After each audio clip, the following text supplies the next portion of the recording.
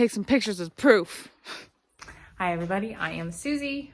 Robert and I hiked the PCT in 2024. Oh my gosh, we gotta say that now. And we kept a continuous footpath from Mexico to Canada. I wanted to share this video because I think that fires are gonna be a constant navigation and struggle for thru hikers. And I just wanted to share what we did as we navigated big obstacles and feelings and still managed to complete a continuous footpath all the way to Canada. The first big fire that we ended up having to detour around was the Shelly fire. This happened about 1,500 miles in. And this was more or less an easier navigation. In the section that we ended up having to reroute around was about 180 miles. And we ended up hiking about 110 miles. This reroute set the scene, set what we would do for the next couple of reroutes after that.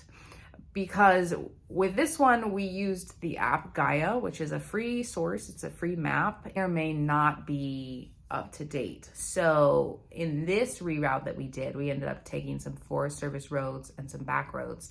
And a couple of them weren't maintained, and one service road just disappeared. We ended up hiking up a hill and then down it all the way just to get back onto a highway.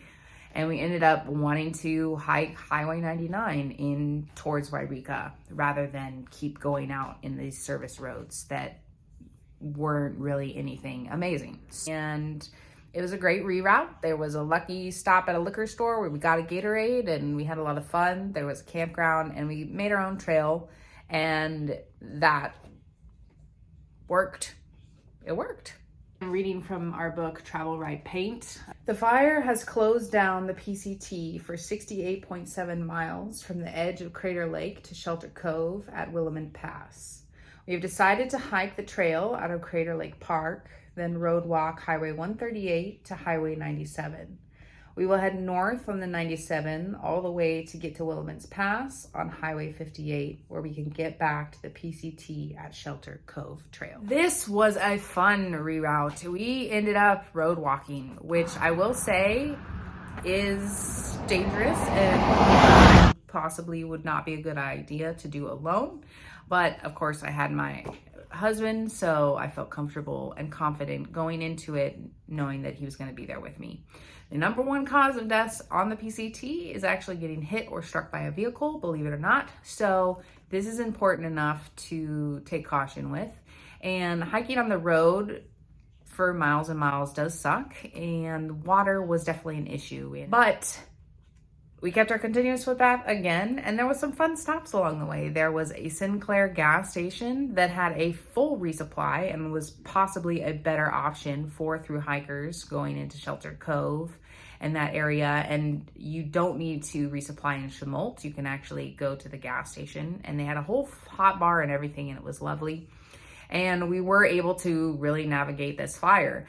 We understood then that there are portions of the trail that they close for safety, but they often keep regular roads open. So that was another insight into how to keep your continuous footpath. If you're okay with hiking roads, then that is an option.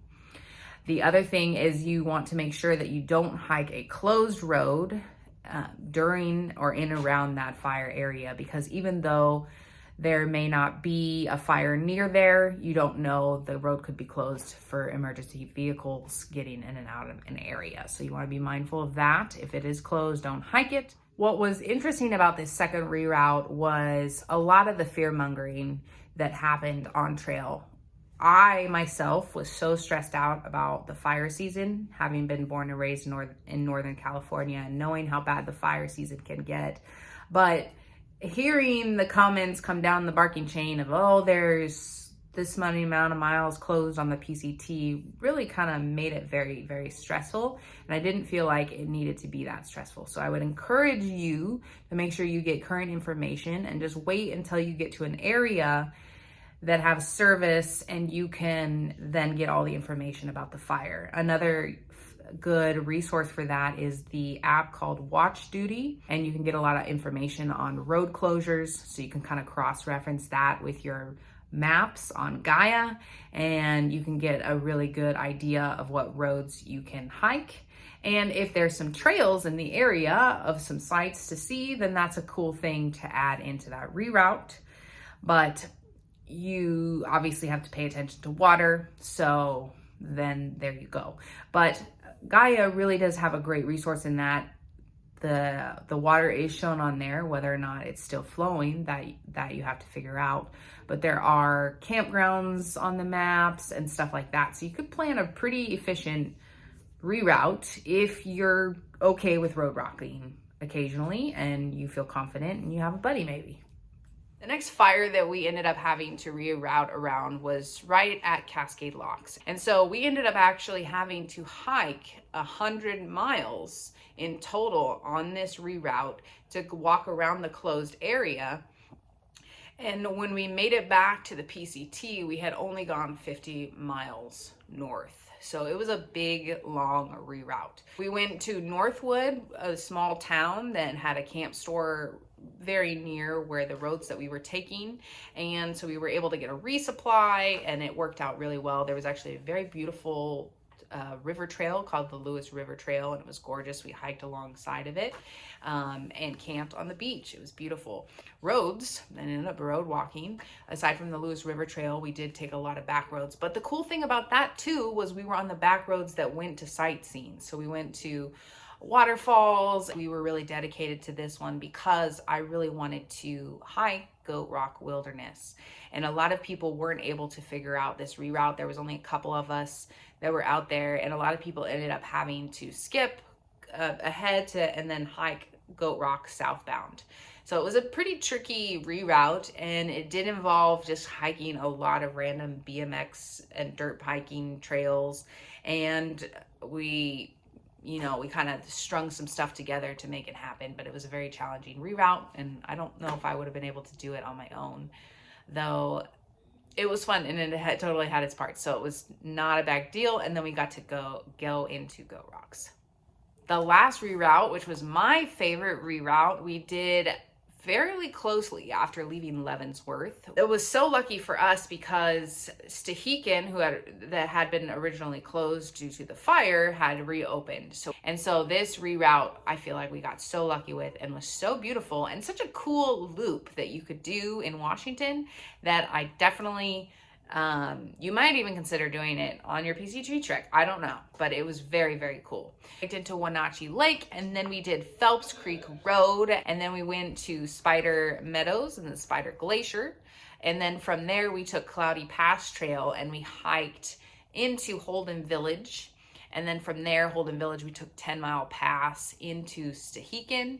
The Spider Glacier was just beautiful, and like I mentioned, I highly recommend this reroute. I mean, I didn't get to experience the Northern Cascades until later, but it was a great reroute, and it was so beautiful. Recap on everything: a great source for creating your reroute is to use Gaia, or that is a digital map. It's free. You can download your map on there, and you can create your own route. Also, Watch Duty is a great app for monitoring real-time forest fires.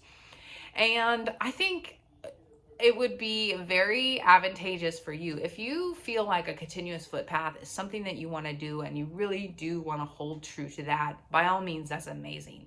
It is cool, and it was a personal challenge that Robert and I both took on. I don't think it's necessary for everybody, but I think there can be a lot of fun in creating your own route of the PCT, creating your own trail, and hiking your own hike. So regardless of what you do, it's just enjoy it.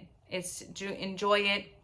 And as I mentioned, I felt a lot of stress from the fear mongering and from the forest fires and from a lot of talk, but you have to know when to just kind of let people talk and get all the information, create your reroute safely, share it with your family, with your friends.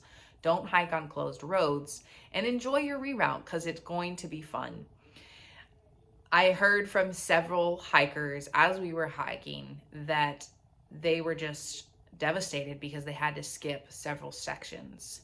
And I quote Axeman, who said a dream of his was being shattered, that he wasn't able to hike a traditional thru hike from North from south to north. And I really felt for him because I imagined being from a different country, that would be very, very challenging to understand all of the other trails and the other options that you have. So I would take that with a grain of salt and understand that you can create a reroute if you want to, and you could really see some cool sights. And if that's important to you, then have that in your mind as an option going forward in your through hike. And most of all, enjoy it. The dream is to get onto the PCT, and once you get there, you are there, and it does not matter. You can take it one day at a time, and you can enjoy an awesome reroute and discover some new places and hike your own hike. Thank you so much for watching this video. If you found this content helpful, awesome, please like the video, but mostly just watching these videos really helps to support our channel. If you'd like to go a step further, you can visit our website, ridelgallery.com, and you can get yourself a copy of TravelWritePaint, which is our newest book and our illustrated field journal of the Pacific Crest Trail.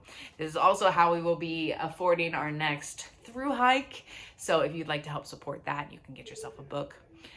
As always, thank you again so much for watching, and I hope you found this video helpful and interesting, and I wish you all a happy 2025.